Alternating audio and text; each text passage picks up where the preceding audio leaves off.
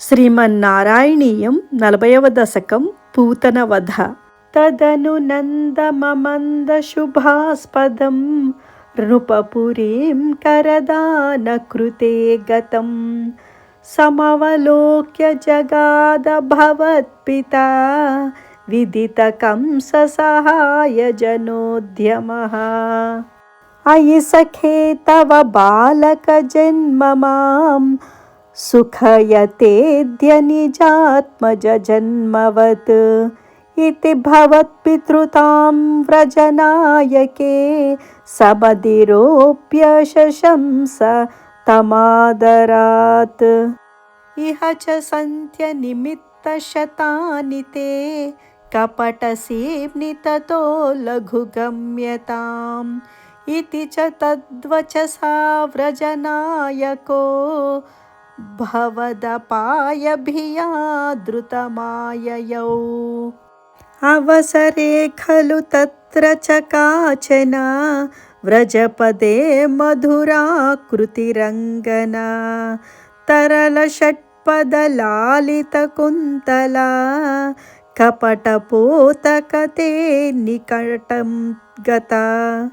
సపది సాహృత బాలక చేతనా నిశిచరాన్వయజా కిల పూతనా వ్రజవధూష్విహకేయమితి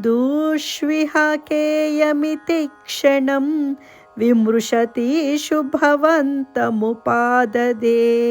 లలిత భావ విలాస హృతాత్మభిః యువతిభిః ప్రతిరోద్ధుమపారితా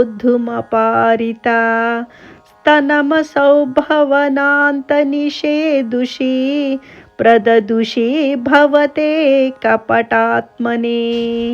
సమధిరుహ్య తదం కమశంకితః తమథ బాలకలోపనరోషితః మహదివామ్రఫలం కుచమండలం ప్రతిచుచూషిత దుర్విషదూషితం.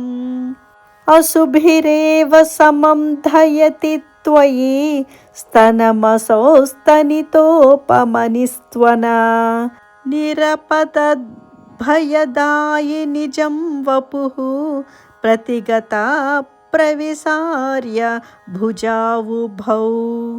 భయద ఘోషణ భీషణ విగ్రహ శ్రవణ దర్శన మోహిత వల్లవే వ్రజపదే తదురస్థలఖేళనా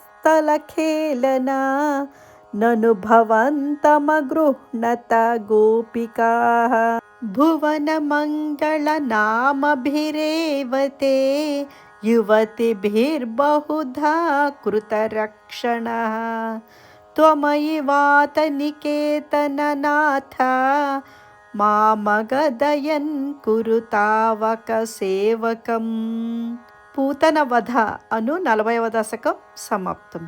నారాయణ నారాయణ గోవింద శ్రీమన్నారాయణ నారాయణ గోవింద నారాయణ నారాయణ గోవింద లక్ష్మీనారాయణ నారాయణ గోవింద.